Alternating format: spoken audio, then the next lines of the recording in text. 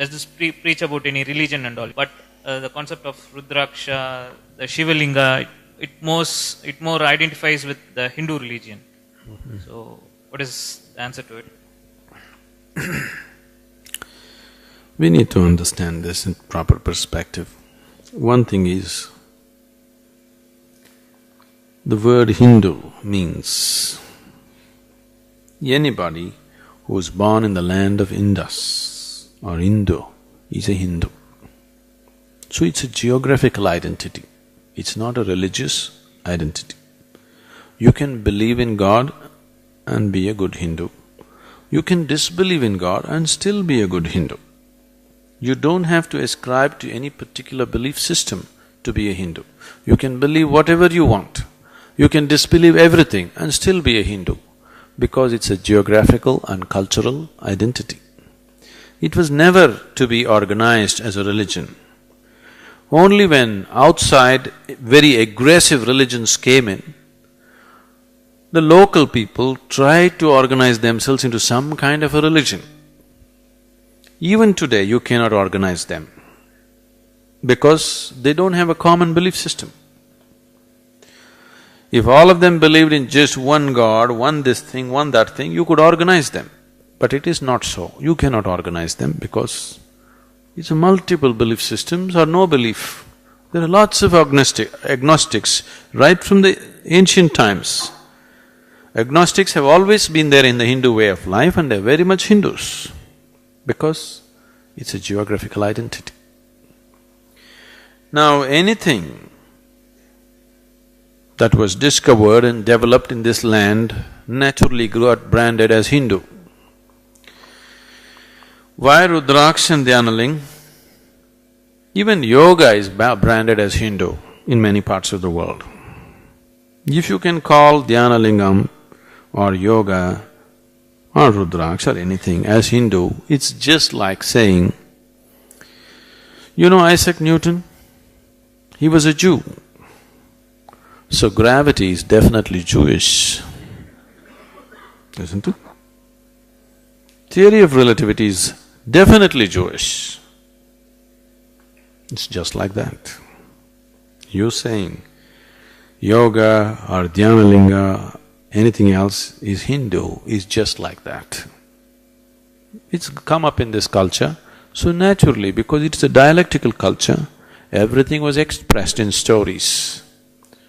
Not in A plus B equals C. That's not the way we made science here. Because the best way to teach anything to anybody, how education can be life-enhancing, not life-suppressing. That's how education was given. If you look at the Shiva Purana, you will see it's just pure physics. The highest dimensions of physics expressed in wonderful story forms. Today, modern education scientists are telling us, if a child enters a kindergarten school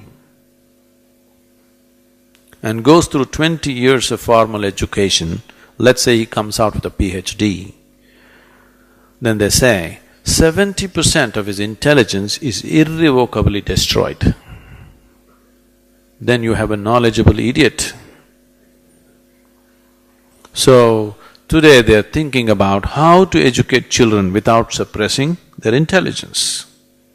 And some of the most common suggestions that have come forth is either to teach it as a play or as a story. All modern education scientists are saying this. If education is in the form of a story or a play, it will not be suppressive. This is what they did 10,000 years ago. It is just that from generation to generation, when it was carried, some generations forgot the science, carried just the stories. And stories got distorted, exaggerated, lost their relevance. But if you look at it carefully, you will see the highest dimensions of physics is very beautifully propounded through stories. The word Shiva means that which is not. He's not somebody who's sitting on the mountain. Shiva means that which is not. So it is seen as the basis of everything Today modern science has gone a full circle, and today modern science tells you everything comes from nothing and goes back to nothing. Yes? That's what Shiva means. That's why we call him the destroyer, because he's nothingness. Always every religion has said, God is everywhere, isn't it? What can be everywhere? Can something be everywhere? Something can be only somewhere, isn't it? Only nothing can be everywhere, isn't it so? So Shiva means nothingness, that which is not. So it's not a person. We have personified it so that you can relate to it. We have created energy forms of him so that you could relate to it and make it more accessible to you. But fundamentally it's a vast emptiness of the space which we are referring to as Shiva. So nothing Hindu about that.